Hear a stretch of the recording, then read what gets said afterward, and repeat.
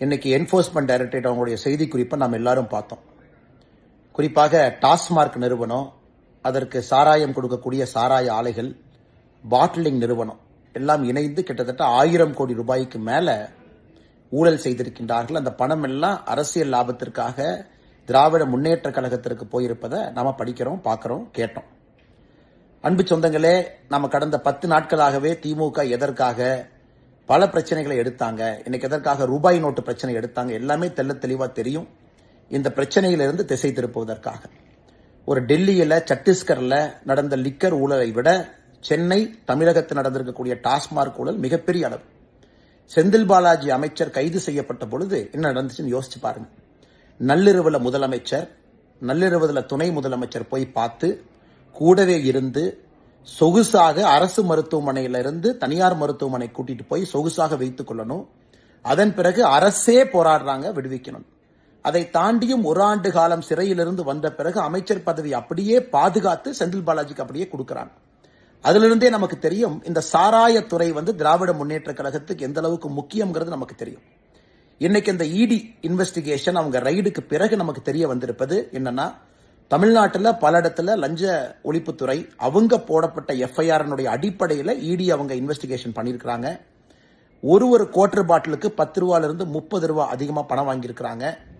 சாராய ஆலையிட்டிருந்து வரக்கூடிய டெண்டரை இவங்க பிக்ஸ் பண்ணி எக்ஸ்ட்ரா பணம் கொடுத்து சாராய ஆலைகிட்ட இருந்து கான்ட்ராக்ட் இவங்களே கொடுக்கறாங்க. பாட்லிங் கம்பெனிகளோட சேர்ந்து போலி ரசீதிகளை போடுறாங்க. இதையெல்லாம் மொத்தமாக வைத்து பார்க்கும் பொழுது கிட்டத்தட்ட 1000 கோடி ரூபாய்க்கு மேல கணக்கில் வராத பணத்தை ஜெனரேட் பண்ணி திராவிட முன்னேற்ற கழகம் அந்த பணத்தை எடுத்து அதை வைத்துதான் அரசியல் பண்ணிட்டு இருக்காங்க.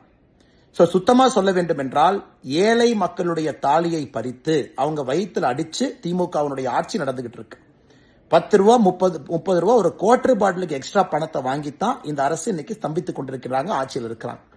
இதை தட்டி கேட்க வேண்டிய கடமை ஒரு சாமானியுடைய கடமை இல்லைங்களா? நம்முடைய கடமை இல்லைங்களா? நம்ம எல்லோரும் தட்டி கேட்கணும். நம்முடைய தமிழகத்தை பால்படுத்திக்கிட்டு இருக்கிறாங்க, சின்னாபின்னப்படுத்திக்கிட்டு இருக்கிறாங்க.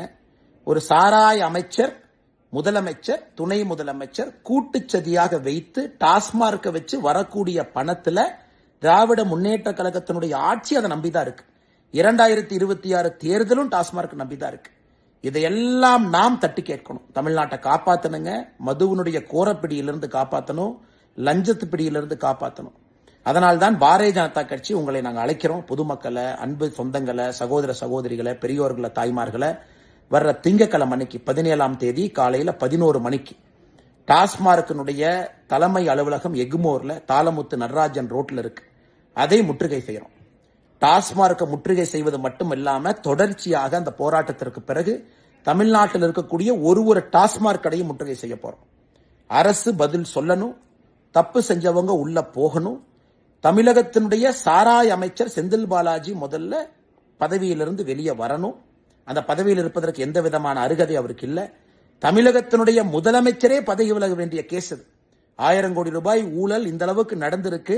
இவ்வளவு கஷ்டப்பட்டு அவரை காப்பாத்தி இருக்காரு, உள்ள உட்கார வச்சிருக்காருன்னா தமிழகத்தினுடைய முதலமைச்சரே பதவி விலக வேண்டிய ஒரு சப்ஜெக்ட் இது. அதனால் அன்பு சொந்தங்களே, பாரதிய ஜனதா கட்சியினுடைய போராட்டத்தில் நீங்கள் பங்கு பெற வேண்டும் என்று அன்போடு உங்களை அழைக்கிறோம்.